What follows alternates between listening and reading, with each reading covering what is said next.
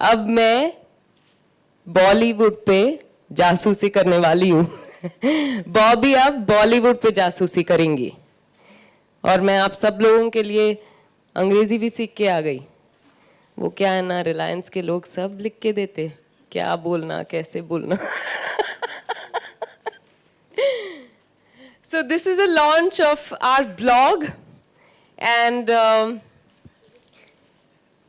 the idea is to have lots of fun.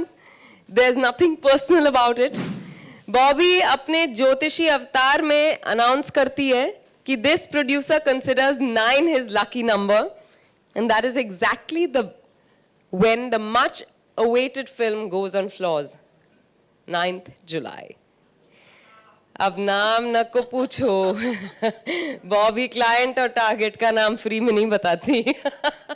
देखो, मैं हैदराबाद की रहने वाली हूँ, समझे ना। तो मेरे को सुनने में आया कि एक लड़की है बॉबी, उसको जो जासूसी का बहुत कीड़ा है। उसकी कहानी बहुत इंटरेस्टिंग थी, तो मैं सोची कि कौन कर सकता इस लड़की को परफेक्टली रिप्रेजेंट। और आपने खुद कह दिया कि Vidya Balan 7th wonder of Bollywood हैं। तो हम पहुंच गए उनके पास बॉबी का किरदार निभाने। सबसे मुश्किल मेरे ख्याल से वो वाला मौलवी का जिसमें मेरे नाक के अंदर नली जैसा कुछ घुसाया था उन्होंने ताकि नाक चौड़ी लगे। तो और उसमें भागना बहुत था मुझे इस डिस्गाइज में। तो मुझे लगता था कि भागते वक्त वो कहीं सांस लेते वक्त वो अंदर चला जाएगा। वो सिर्फ वहम था मेरा। तो हर बार जब मैं शॉट शुरू करती थी तो लगता था कि कहीं अंदर तो नहीं जा रहा। तो पर उसके अलावा मैं नहीं कहूँगी कि किसी भी तरह की मुश्किलात हुई। सभी में बड़ा मज़ा आया। One more addition to the maulvi disguise. ये जब तैयार हो गई थी, इनको भागना बहुत था वो सीक्वेंस में। और समर शेख जो हमारे डायरेक्टर हैं, वो हमेशा कहते थे कि देखो जब तुम भागोगी लड़कियों जैसे नहीं भागना, किसी को पता नहीं चलना चाहिए कि तुम लड़की हो। तो विद्या वहाँ खड़ी है, अब मैं लड़के जैसे कैसे भागूं। But she's achieved it and it's quite convincing. When you see the film you'll know. कोई कहानी में हर किरदार का एक इक्वल हिस्सा होता है, तब आप सबको पोस्टर पे देखते हैं।